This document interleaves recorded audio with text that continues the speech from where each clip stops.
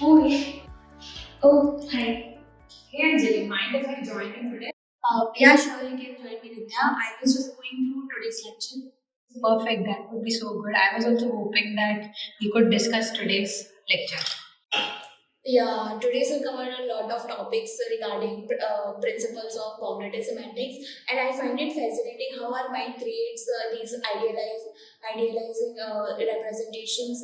Lecture was mind blowing, isn't it? Yes, I totally agree with that. And my mind was blown when sir told about the characterization parts, like how we classify objects based on their typical features rather than the encyclopedic meaning. For example, water bottle. And also, I can't believe how image schema plays such a crucial role in understanding of language. It's like unlocking the new structure of our cognition. And what are your thoughts on image schemas?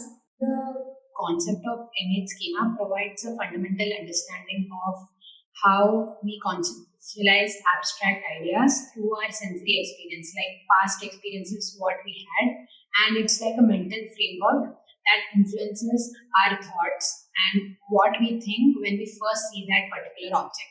I was particularly fascinated by the examples I gave in the class to understand more about the abstract concepts. Yes, I totally agree. The idea of understanding of these abstract concepts, it is like we are mapping our perceptions onto these abstract ideas. And you know, Anjali, I had recently seen a video on image schema with all these animations. So it was so interesting. So I would like to share my thoughts on it as well. The video was about schema. It basically started what schema is. Image schema represents some aspects of the world we have seen from the beginning itself, and we have a particular image. It may start from very simple objects like car, sofa, bed, to complex items like chemical bonds within materials. So, for example, there is a photon given, and we have examples of chair, sofa, and bed.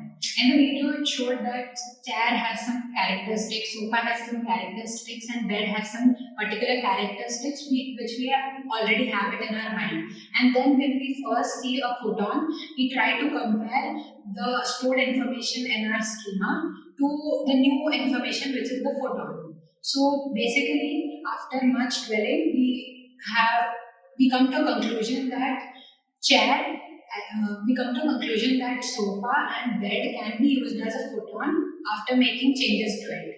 So this is a part of assimilation, and the one if we are adding new things, it is a part of accommodation. So this was about the video. Oh, that is a good way to understand these concepts, and I want to know about assimilation and accommodation. Let's explore more about schemas. Check this out. The concept of source and goal image schemas.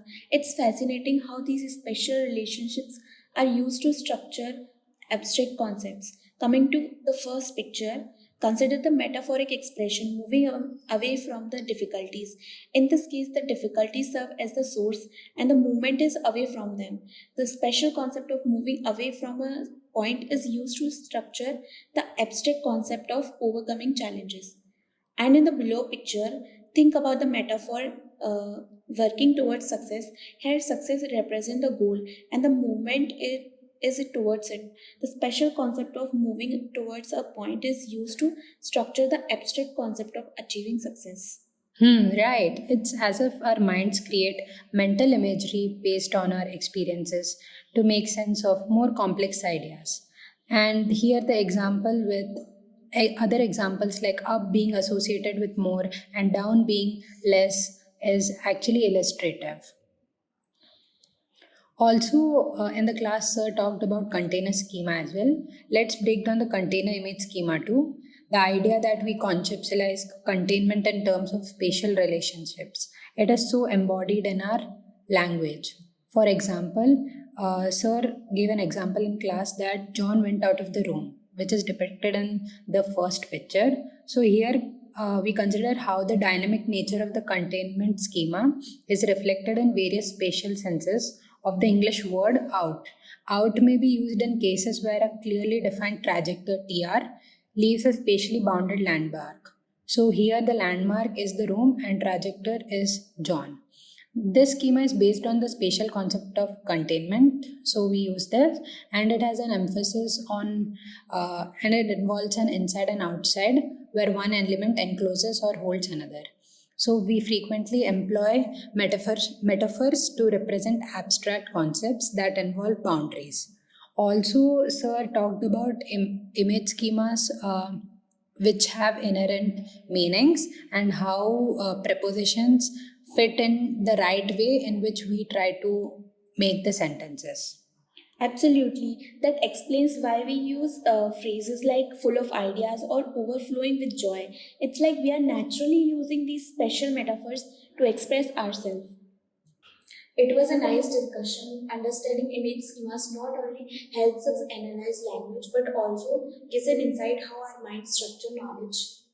Totally, I agree with you. It's like we got the key to decode the intricacies of human mind. Human mind. I can't wait to explore more about this in the coming assignments. Oh, talking of assignments, I got to remind it. I think we should start working on our assignment. Yes, I totally agree with you. After having a productive day like this, we should start with our assignments soon.